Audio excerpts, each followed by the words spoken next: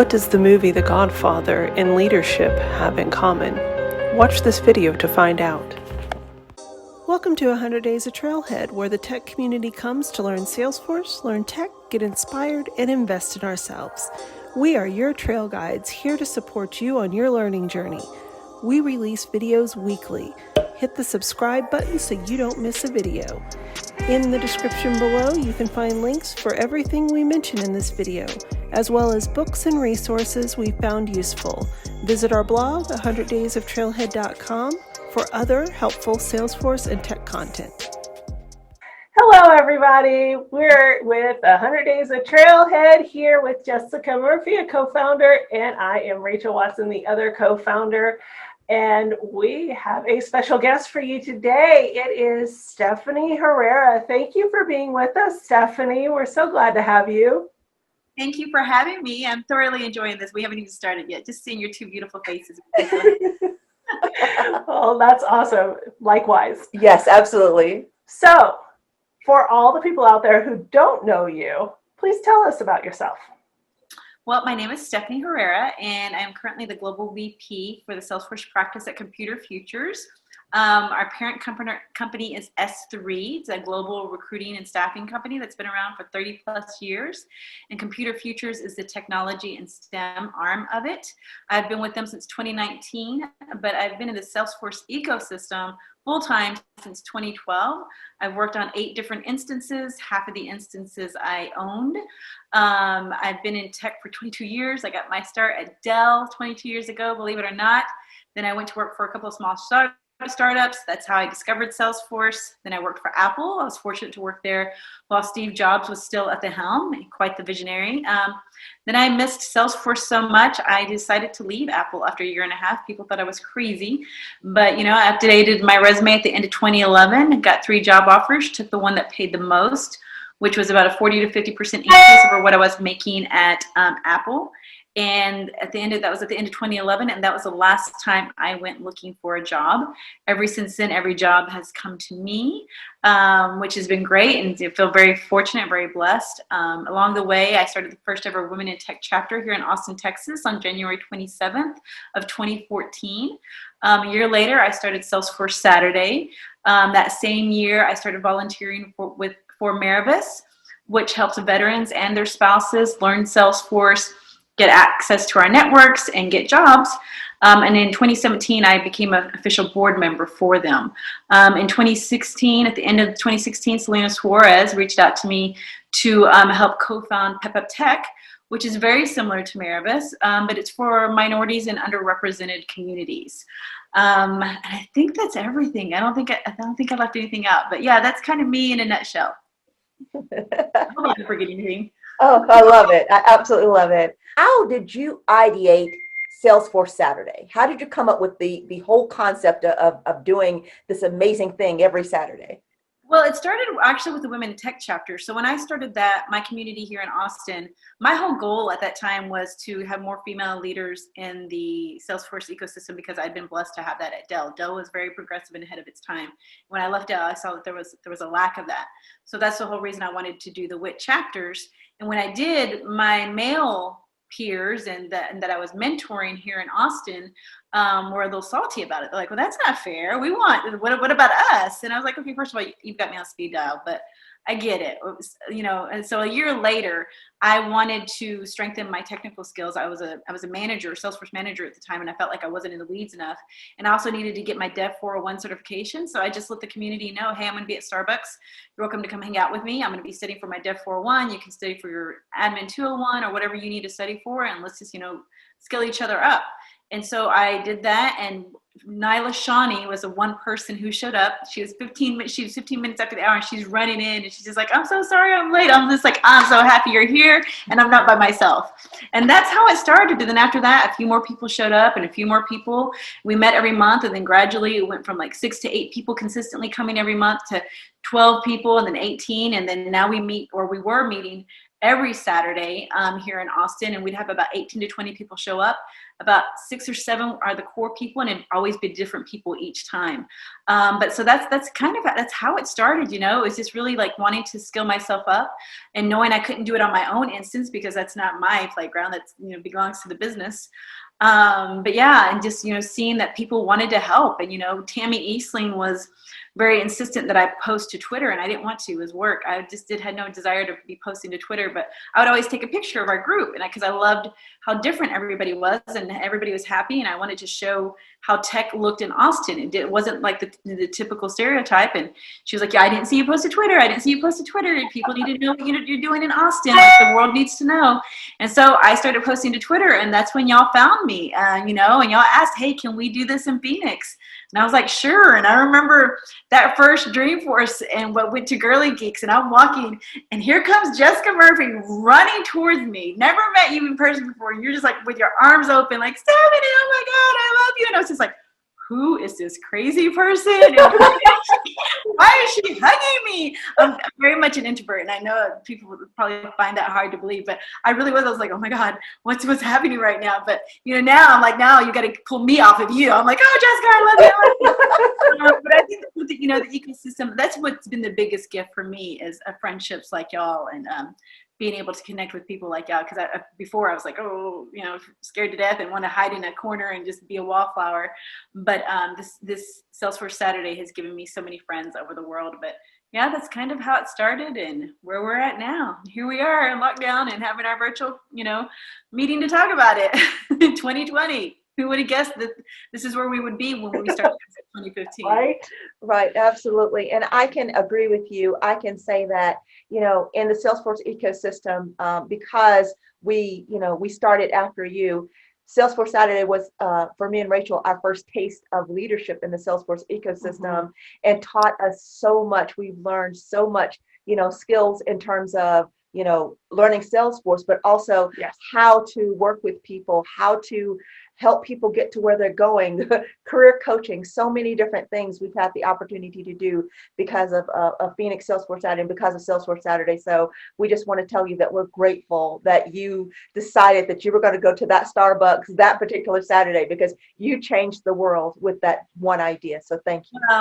Thank you. But you guys stepping up and having the second chapter is actually what kicked it all in. I mean, and honestly, the thing I love about you two is that y'all weren't even working in the Salesforce ecosystem yet. You were looking to break in, and you stepped up and led, you know, and it's just, y'all are a perfect example. I tell people, like, you don't have to have a ton of experience to help people and to lead. And I think that's the thing that I love most about Salesforce Saturday. You know, with user groups and all these other organizations, there's always an assigned leader. And with Salesforce Saturday, I always kind of, you know, shied away from that. You have people who are setting up logistics, but everybody who shows up leads in some way. Everybody can help each other. You can have someone who's brand new this week, and then next week another new person comes, and that new person from the previous week jumps in and shows them, hey, this is what you do. This is how I can help you. I know this part of it.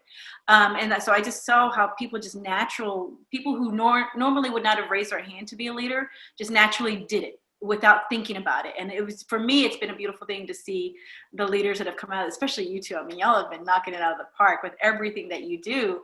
And, you know, when y'all asked to start the Phoenix Salesforce Saturday, I had no idea, like, where, for all three of us, the journey that we would take. And for me, especially with the Women in Tech chapters, the whole reason I wanted to start that is because there weren't enough female leaders in the Salesforce ecosystem that I could see. I had that at Dell, and I was very blessed. I had both male and female leadership, and they were both vital to my development. And because I had both, I knew how important that was. So for the Women in Tech chapter, my goal was to create more female leaders and hopefully become one that can help others. I had no idea it would lead to Salesforce Saturday and lead to women like you, like the two of you. And it's just been such a gift. It's just a perfect example of, like, you create a vehicle, people want to help and they want to do, and sometimes they're not quite sure how to do it. You give them a vehicle, they'll take off. And you two are a perfect example of that. I mean, you started with Phoenix Salesforce Saturday, but you did not stop there, not at all. I'm so proud of you both. like a proud. Thank you. Thank so you. much.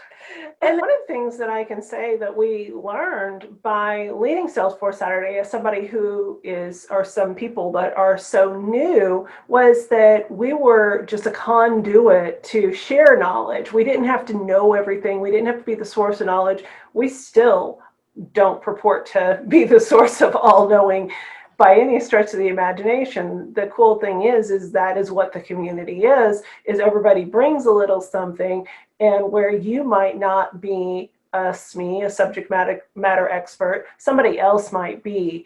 Or even if you know about something, they might have more knowledge or more experience in that area, which is such an awesome thing. And when you bring people together, like in Salesforce Saturday, there's this symbiotic relationship, and everybody is willing to offer up what they know. And it might be, for somebody that just came into Salesforce, it might not be Salesforce technical knowledge. It might be industry knowledge. What I love about Salesforce Saturday also is no matter where you go, you have a community. Right. You could go around the world and go to their Salesforce Saturday, and we already get each other. That is so cool. Mm-hmm. Actually, I encourage people to do that. Like when you're planning a vacation, to try and find a Salesforce Saturday in your community, especially if it's a new place. People who live there who are going to show you basically give you the keys to the castle. Right. I've done that, and it's been amazing. It's so nice to know that I can go anywhere in the world and have people that I can connect with immediately. Like, it makes traveling that much better. I mean, you don't even really have to have a schedule or itinerary. You just show up and they take care of you. It's beautiful. Exactly. That's awesome. Exactly. Well, we have learned a ton of stuff about Stephanie Herrera plus Salesforce. And you've done so many incredible things. Yes. But we want to know the woman behind the curtain. So, what if you weren't doing Salesforce? What would you be doing? Well, if I wasn't doing Salesforce, a dream of mine has always been to write screenplays, tell stories through movies, to produce. I actually did produce a short many years ago. There's a short out there somewhere somebody has where I actually acted in it. I produced it. I ran the schedules. I helped find the talent. And yeah, I would, and that's still a goal. I still want to do that someday. I've got like 5 screenplays that I've started. Of course, none I've finished, surprise, surprise. But there are some that are pretty close to being finished, and that I've kind of shared the story with people that are like, wow, I would love to see that movie. So that is, what I would, what I wanted to do. I mean, when I was 18 and I had my daughter, she was probably about a year. And it was after my first marriage ended.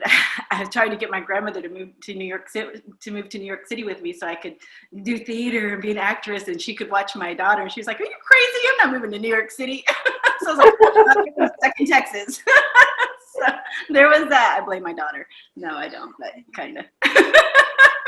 But yeah, that's what I would be doing: writing, producing, acting, directing. Movies. I would love to do that. I'm a big movie fan. I love storytelling. It's always been an escape for me. So cool. That is interesting. These are things that we don't know about you. So it's like, wow, that is really cool. Okay. So next question. What are some of your daily habits? Right. Some of my daily habits is try to get more sleep. Working out. I love to work out.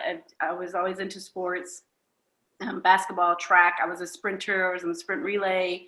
I was pretty fast, believe it or not. A beast on defense when it came to basketball. So I enjoy working. I actually enjoy working out. I enjoy running bleachers. So I have to force myself to rest when it comes to working out.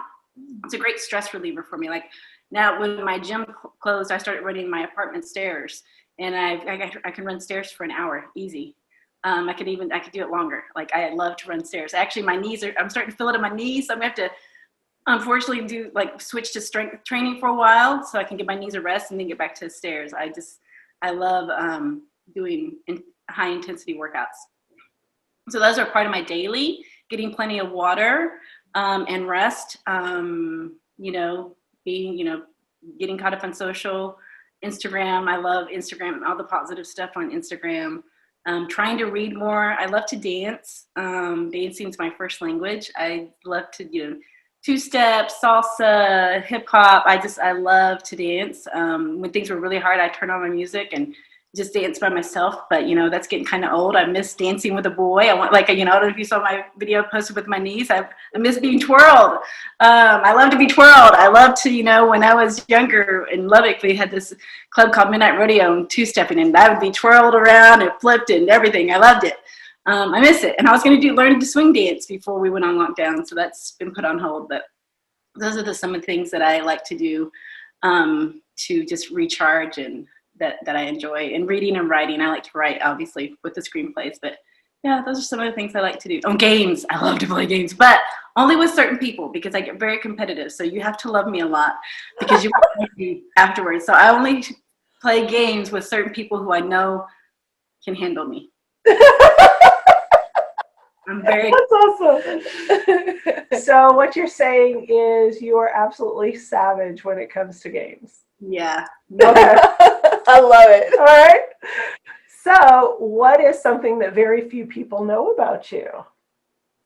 So something that very few people know about me, that's hard. I was inducted into National Honor Society in high school, 7 months pregnant. That pissed off a lot of parents. Awesome. That is awesome. I've always been a nerd, but I was a straight A student. Yeah, and I was, teen mom. Went to school, had my daughter over Christmas break, and as soon as Christmas break was over, I went right back to school. And they tried to make me to go to a school for unwed mothers, and I refused. I was like, my body's changing, but my mind is still here, and I'm still smarter than 90% of the people going to the school, and I deserve to go to the school. And my mom and I went to the principal, and the principal backed me up, and yeah, so I've been battling with my sword ever since, fighting for the rights of females as best as I can. Yes. Love that. I absolutely love that. I love that you stood up against the school and said, listen, I deserve to be here, because I think that there's this idea that we as women, once we become mothers, that suddenly that's all there is. Yeah. It's not true. Nope. I mean, that's mother and, it's and. Exactly. Like it's father and. Right. Yep. Father and. But men actually they don't run up against that same stuff as we do. Right. So not then anyway. Now more men luckily are taking on and partners are taking on. It's becoming more 50-50 instead of it all falling on one person. Right. So it's good. We're making strides. Okay. So next question. What's your favorite movie and why? Oh, my favorite movie. I just had this conversation. And I know everybody thinks it's cliche, but I don't care. My favorite movie of all time is The Godfather. I love it. I read it when I was in the 8th grade. Saw the movie when I was in the 8th grade, then read the book, devoured the book. I learned a lot from The Godfather. For me, Godfather is business 101. I learned how to interact with people, and I learned a lot. Like if you go back and watch, I know everybody gives me that look, like, what are you talking about? Godfather is a very complex written movie, many layers. And I still anytime I need motivation or inspiring, I put on The Godfather. I've watched it quite a few times in lockdown. And actually the first time I watched it in lockdown, and when The Godfather gets shot at, the attempt on his life at Christmas, I cried and had to stop it for the first time. I couldn't watch it any further. And I tried to think about that. And it was just like, why did I have such a hard time this time around? And it's just kind of like, I kind of feel like we're all I relate life into the movies I see, and that COVID has kind of done that to a lot of us community leaders. We're faced with having to lead in a different environment and not quite knowing how to do it and feeling weighed down and knocked down and trying to figure out how to get back up and to do it properly and take care of our communities at the same time. But yeah, The Godfather, it's absolutely my favorite movie of all time. Well, this has been so interesting, learning so many things about you. Yes. So let's kind of wrap this up and bring it back to Salesforce. So you've had a lot of different experience leading. You've had a lot of different experience, doing different roles in Salesforce and along your tech journey as a whole. So what is some advice you would give somebody just starting out in a career path that is related to tech, whether it be Salesforce or general tech? What is your advice? I I would, you've got to lean on your network, and and when I say network, I mean like your peer mentors, your career mentors, your life mentors, the people that are going to champion you. You need a team to really move fast. I mean, everybody can go it alone, but with the way that technology in particular, regardless of what platform you're on, is constantly changing, in order to level up as quickly as possible and be able to take advantage of those opportunities in tech, you need a team to do that with. And that's the people who are doing the job with you. You need to look around, who are the people closest to you, and what kind of goals are they trying to achieve, and are they in line with what you're trying to achieve? And if they're not, you need to widen that net and go find them, because they're out there. And I feel like that's what I did with the Women in Tech chapters in Salesforce Saturday. Like, the people I thought I was going to be closest to were not the people that I assumed I would be. We found each other just from having the same goals, like us. Y'all are in Phoenix, for crying out loud, but we want the same things, and we level each other up. So definitely lean on your network and realize that you have the skills to do it. I like to call it the Karate Kid method. When he's training, he wants Mr. Miyagi to train him to learn karate, and he's having him do all these chores, and he gets frustrated. He's like, "You're not teaching me karate." Again, movies I always tie something. There's always a place for movies in my life, and I love that, because he's like, "Yeah, you've always had it. I've been teaching you through everyday life," and that's the same thing with tech and what we bring into our roles. From previous experiences. You've got that. You just got to get yourself into the environment and find the people that are going to bring it out in you, that see what you don't see, and show you how to use your strengths to the best of your abilities. So make sure you're doing that. We all have it. My friends, my network, they held up a mirror to me, and made me aware of skills that I didn't realize I had. I mean, because we're all very critical of ourselves. You often see the good, we only see the bad. And so you need those people to, reset you and help you see what's possible. Because you really is, sky's the limit, it's limitless. With technology, the great thing about technology is it levels the playing field. Anybody can succeed in this. And especially within the Salesforce ecosystem, the opportunities are endless right now. That won't always be that way. So you have to act fast, and you have to run with it and take advantage of it, because there will come a time when it will be oversaturated, just like with any technology. If you're keeping up with it, and like I said, I've been in tech for 22 years, so I've seen it. Everybody, it all eventually will, settle down. But right now, you can still, do something with it, but you've got to put in the work. There's those of us like what y'all are doing with the 100 Days of Trailhead, with Deb, Rad Women Who Code, PepUp Tech, Merivis, there's all these organizations and people who are providing resources and ways to be successful faster. You got to take advantage of it. We've provided these opportunities, but you got to put in the work. You got it, especially just now starting out, you've got to have at least 3 certifications, at least 100 badges, at least 5 super badges. That's minimum if you want to stand out. If you've already got a job, then hey, you do you're good. But if you don't, and you're trying to get ahead, you have to do these things. And then you have to share your knowledge. You have to be able to give back to the community. That's how we continue to thrive and grow. It is an ecosystem, and that's what an ecosystem is. It continues to feed each other. And once you've got that job, you've got to give opportunities to other people who are in a position, who are the leads, need to be giving not junior, but that first job in the Salesforce ecosystem to the people that are coming up behind it. We don't know it all. I definitely don't know it all. That's why I lean on people like y'all. I take full advantage of that. I have my people that I lean on, who I go to, who when I need something done, I know who to go to. Again, like the Godfather. Well, this has been tremendous. Yes, it really I always has. love talking with you. Absolutely. Like, you're so amazing. Absolutely. This has been great. All of Stephanie's information, the organizations that she is affiliated with, will be in the links below. So definitely link up with her on LinkedIn, follow her on Twitter. If you haven't liked and subscribed to our channel, make sure you do. We have weekly videos, and you don't want to miss anything that drops. We have everything for people that want to go to admin, BA, business analyst, consultant, developer, architect, and so much more. So make sure you like and subscribe. Becoming managers, if you're a people person, Yes. and you enjoy owning the instances. This is another, and this is something I've talked to Salesforce about. This is a track that's missing. Owning the instances, being managers, being directors, being VPs, It's all possible. Like, and we need people in those positions. We need people who have the experience who are going to make the hiring decision. That's how we get people through even faster. I love that you just said that, because this is something I was just discussing with someone else. Like, we always get caught up in this idea that there's only admin, there's only developer, there's only architect, but there are a lot of opportunities, a lot of different things that can be done. So thank you for saying that. Absolutely. Yes. Thank you for giving me the space to say it. Well, thank you for being with us. We are so glad that you could join us, and thanks for taking the time. We really appreciate it. Yes, thank you. Me. And I miss y'all. Virtual hug. I miss y'all. Virtual hugs. I love y'all so much. Keep being amazing. I love y'all. Thank you. Thank you. Love you too. Thank you. Bye, everybody. Till next time. Thank you for spending time with us. Please like and subscribe to our channel because we share weekly content to support your tech and Salesforce learning journey. Don't forget to hit the notification bell so you don't miss a new video. We also handpick these videos which we recommend you watch next.